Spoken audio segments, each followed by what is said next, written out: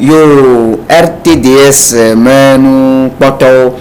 apeto ple apeno mi xɔ miaƒe gbedoname le teƒe sia teƒe yi mi le eyi la ga sumiasi be miaga akasem tso wɔna ɖo yiwo dɔnuƒo na amegbetɔvi ƒomea alo yi dɔnuƒo na amegbetɔ ŋutɔ ko le eme manyamanyame wɔna ya ekplɔ yina kaka ɖe tsɔtsrɔ̃ me faa ke asem kaka ya miawɔe kple dɔyɔla gã gbɔgbɔme dɔyɔla maître Mathieu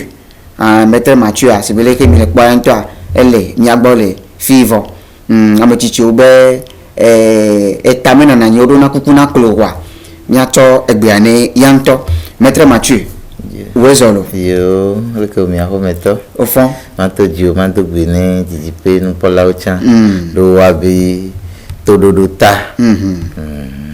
me gblɔ va yi be mi va ɖo be miagaƒo nu ƒo ŋɖo ŋuti nɔnɔme ɖowo me mi nɔna ye kplɔna mi amegbetɔ ayo yi nana mi agbetɔ trɔna koa kape ne miayi dzia na dzrom be ŋutɔ na ɖe ɖokuiwo fia enukpɔtɔ si be leke mi dzesi mi nya woyɔna maître Mathieu ne o le dzi mi ya ne o Google dzi ŋutɔ tsã ne o tape maître Mathieu ya alo o va soyi dzi ati gugã lo me ƒom le populaire vida me sia me dzesi me si be leke ŋkpena ɖo mia nɔviwo ŋuti le ŋutilãme be dɔléle ku gbɔngbɔme be akpadzi tsã neneke gamea so mi di be miafia fɔɖoƒe viɖe mia nɔviwo mi de akpe na maître Mathieu kɔ ne mi ma ku game wa mi dzi zi ɖeka le me dzi ma bia se be ŋkɔ yɔna be fiƒode o fiƒode be nya ke dzi mi le so nsɔa mui kaka be nyi o agbetɔ la ke leke la ƒonu so evia ŋuti alo nɔvia ŋuti edzia ame ke wosi wua ye woƒona fi do ame ke si wua ye la ƒo fi do ke amegaxoxo ƒona fi do ɖevi wa voa enyi ɖe va gblẽ na nu li sɔ nyisɔ me mu yina zeɖeka o le ƒoƒo wa fiƒode ma fifia sãxɔxɔa etɔ ku nɔ eye ƒona fi do efi voa mi va le kpɔ be atavi atagã même o la te ŋɖe nyɔnu ala va ŋutu kaɖa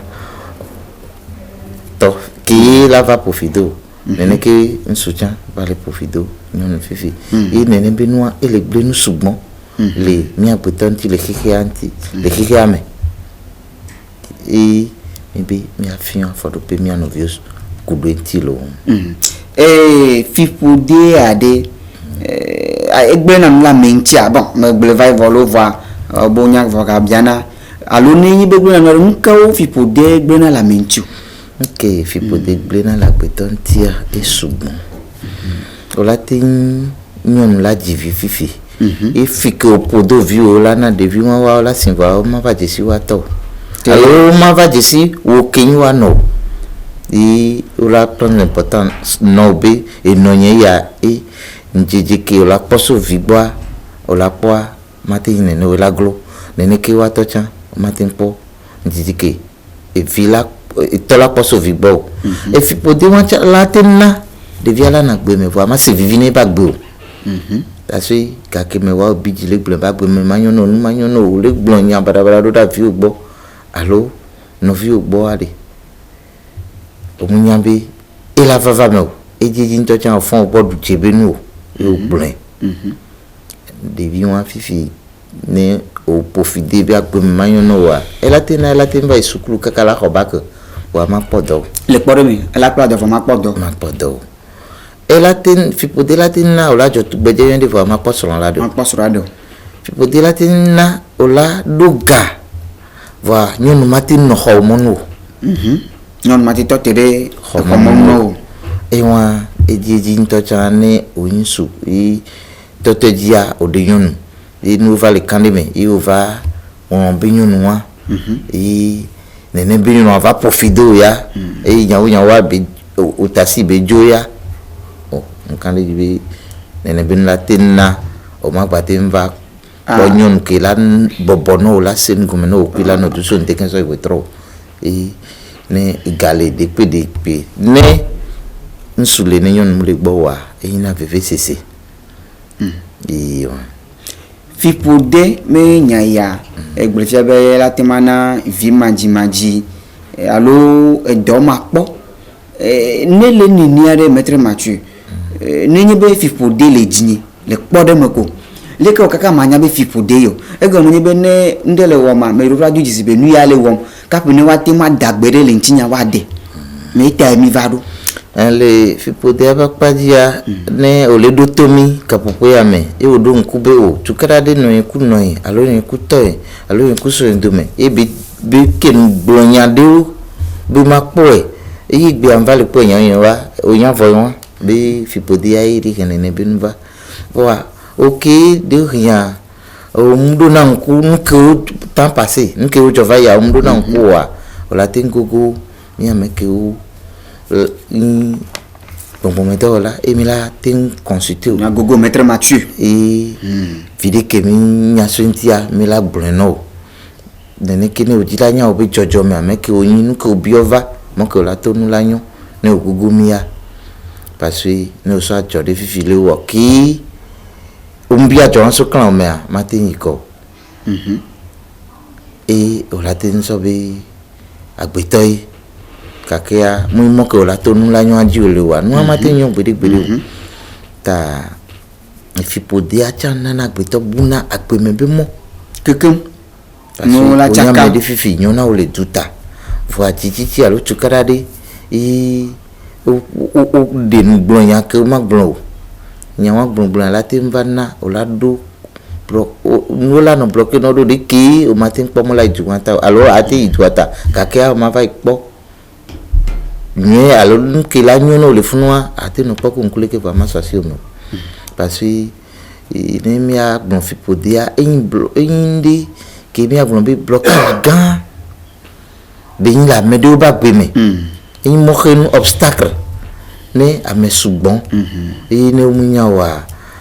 no pon que lo kaka la base alo boy nyambe azele le blenu fo ane mi kuku mia mekeo nya olaya mais la peur mi antileme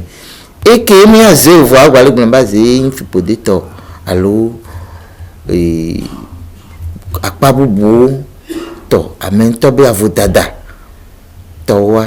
e won o chan mi jibe mi ana to du no lawo la so de leme ne o la so se wa ba gbe comme o la so se vine wa ba gbe parce que agbe to do pe grand fifi et nkeke masuton e fembe yan va kode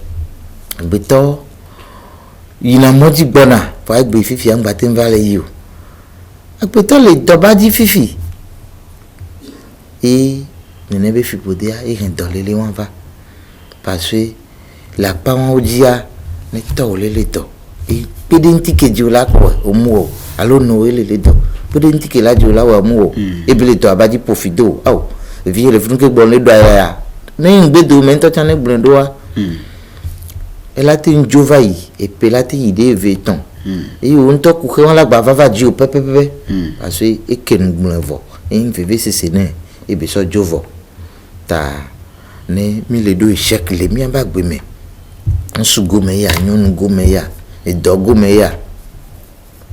a jogomeya mi do la domia de peme on kay les rien échec à panam yin tobe manya oya ame lewa allo togoji allo nogoji be soa parce que mi ambe nu makoko me a mi ambe agbeto be problème boboto a radome famille me e ko be ina de kare o chami baba pona ina sono de bebe nya e na mi so afodo bebe nya ta cha ta telephone kele dira senu gome so apunti alo kudunya wantia anyale ke azon en la nyone ogugomia mira fian forupe alo o ke chaka de le foi meno fifi ke mi le pompo alo o pobinde le muli safo le bak pomo wa yan ke mi le blon yawa bedia o te me po alo to se po eno blunku po to blon pompo de o do da po alo be awo no o museo yo blombe la poe nuwa ke mbe ngba wo wa vai wo e jona nyon la tin so la ponsu be po jade to akunu alagbe ibe la vai de so de pe wa ma fa gbe o et journal soutien-dit et journal de bakpadi fipode alo la be auna me ma se be nyawa ele mo sugbonji de kade ne ame anu akebe décider be jawo itoku no gbeya ne le be clamea e pona me vava inu ala tin safo voilà nous am le be clame e obe aune me se opoa e check do na fun nous fiki fipode ina blocage e ameu na yu rona kaka vo am se na wa ba gomelewa e wa Maître Mathieu, mais dès après vous m'avez apporté un pas à dire minyabe do makpo e sro makpo de e vima di alo asi chacha me manyu alo nu ma jejina me ogbona kokoko be ogbona tebe nye aje me wona est-ce que kachatere le aje ple fipo de domea donc miambe nu me koko de fion le apa wanjia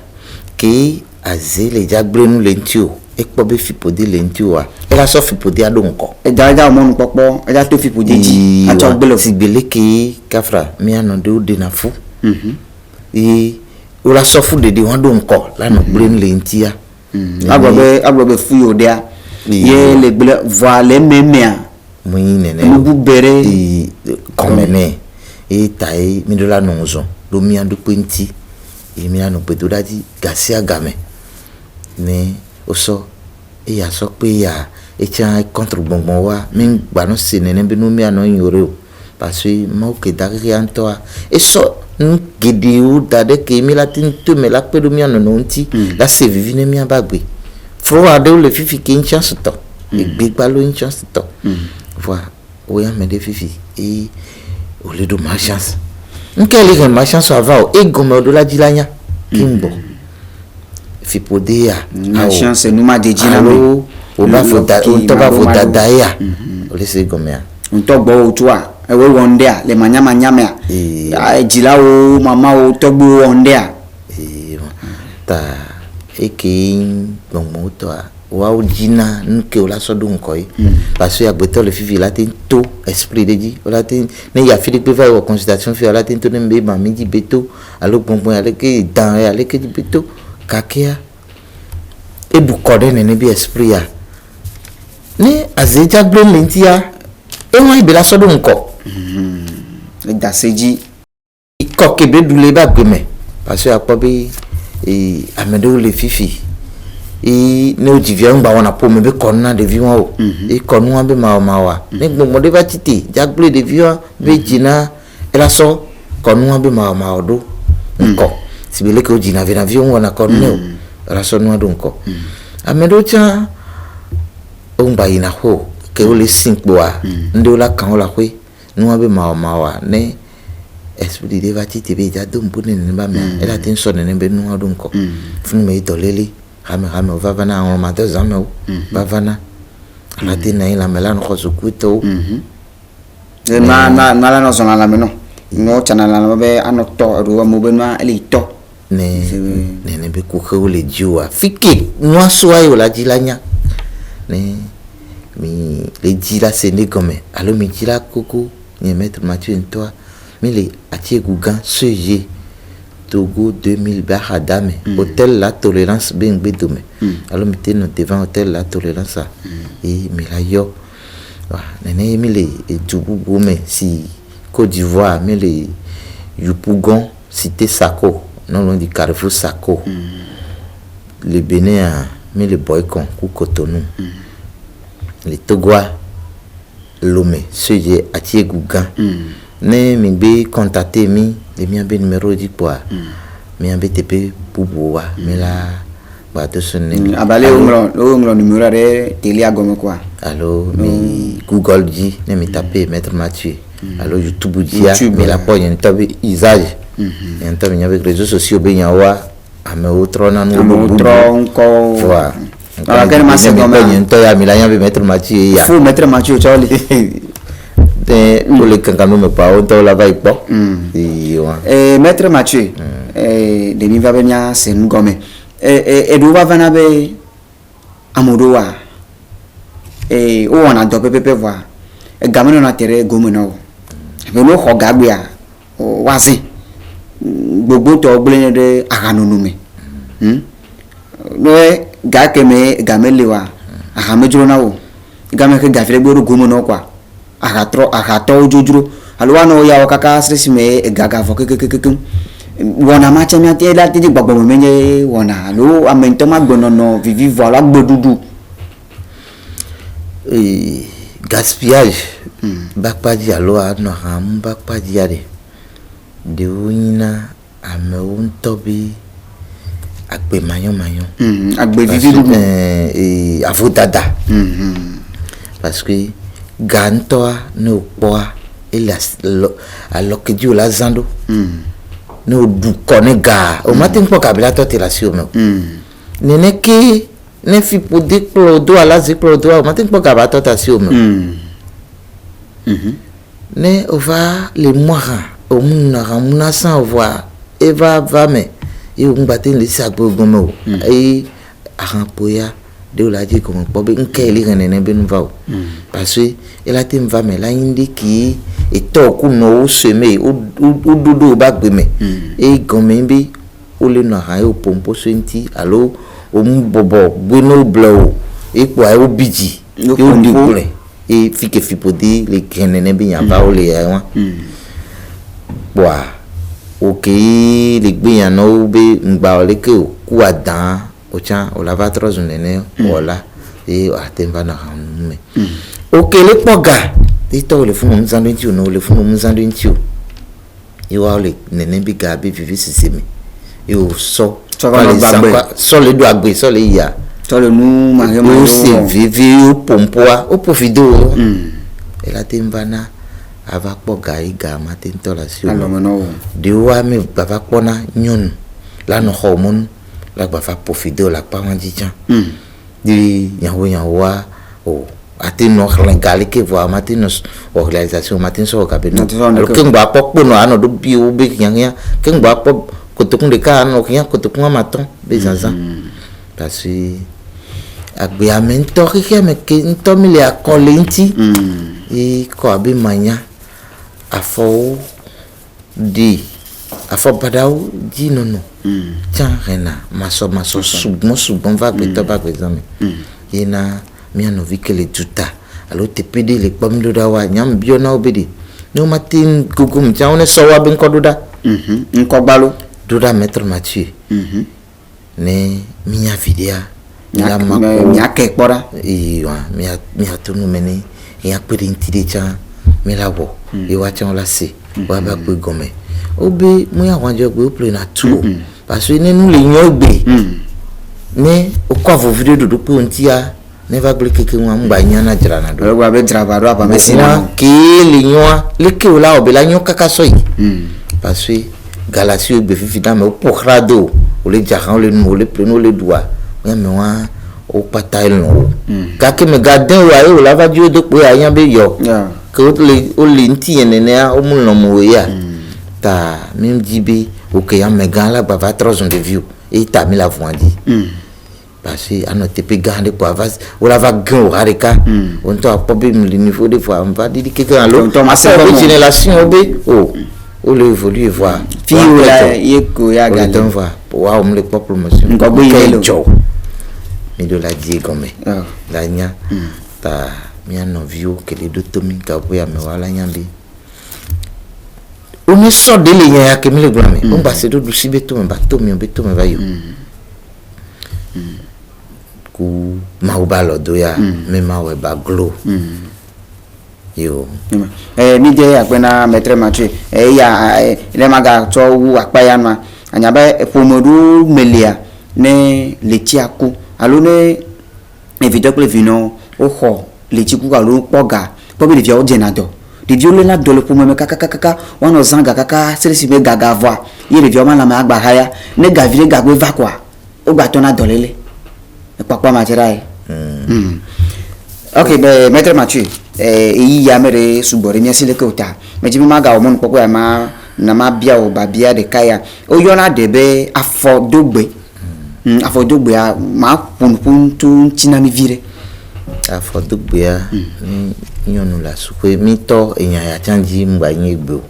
ame ke o suivre mi so gɔmedzedze mi wɔ akpa geɖewo va yi edziko yi mi le ta nyɔnu la sukoe ye eku subu va yina anyi ye nya afɔdogbe